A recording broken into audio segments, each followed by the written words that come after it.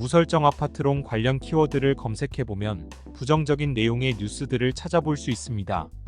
모기지투데이에서 무담보 무설정 아파트론 조건과 아파트 담보대출과의 차이점, 효율적인 이용 방법을 안내드립니다. 담보대출과는 다른 아파트론.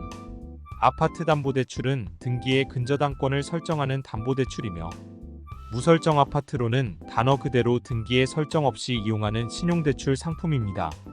무설정, 무담보, 아파트론, 하우스론 등과 같은 단어가 모두 이러한 상품을 의미하며, 직장인 신용대출이 직장 소득을 신용삼아 대출을 받는 것과 같이 아파트를 소유하고 있는 것을 신용삼아 빌려주는 개념입니다. 아파트뿐만 아니라 빌라, 오피스텔 등 부동산 모두 이용할 수 있으며, 아파트인 경우 보다 수월하게 이용할 수 있습니다. 담보대출이 아니다 보니 LTV, DSR 등 규제가 적용되지 않으며, 이미 해당 아파트의 높은 비율로 담보대출을 이용하고 있더라도 별개로 이용 가능한 특징이 있습니다. 섣부른 대출은 위험. 무설정 아파트론 조건 중 눈에 띄는 것이 명의입니다. 본인 소유 아파트가 아니라 배우자 명의여도 받는 것이 가능하며, 명의자 동의 없이 받는 것도 가능한 특징이 있습니다. 이는 종종 가정 불화의 원인이 되기도 하며, 비투의 수단으로도 많이 이용되기 때문에 이를 우려하는 뉴스도 쉽게 찾아볼 수 있습니다. 급전이 필요한 분들, 매매 잔금이 부족한 분들이 은행권에서 아파트 담보대출을 최대한도로 활용하고, 이후 LTV, DSR과 무관하게 무설정 아파트론 조건을 활용해 자금을 마련하는 방법을 많이 이용하는데, 아파트론은 기본적으로 높은 금리가 적용되니 이용에 주의가 필요합니다.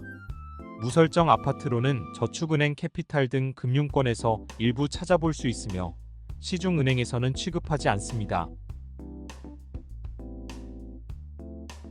효율적인 이용 방법.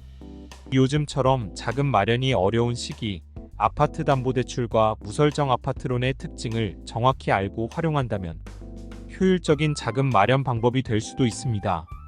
은행 LTV, DSR 등 초과로 더 이상 담보대출 이용이 어려운 경우, 세입자 동의 없이 자금이 필요한 경우, 카드론과 같은 고금리 금융상품으로 저금리 대환하려는 경우 등에 유용하게 이용할 수 있습니다.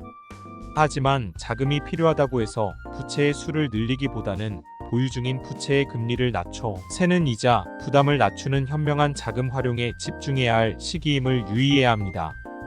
은행, 보험사, 아파트 담보대출 최저금리 비교 및 무설정 아파트론 조건 상담, LTV, DSR 규제 관련 문의는 카카오톡 무료 상담으로 안내받을 수 있습니다.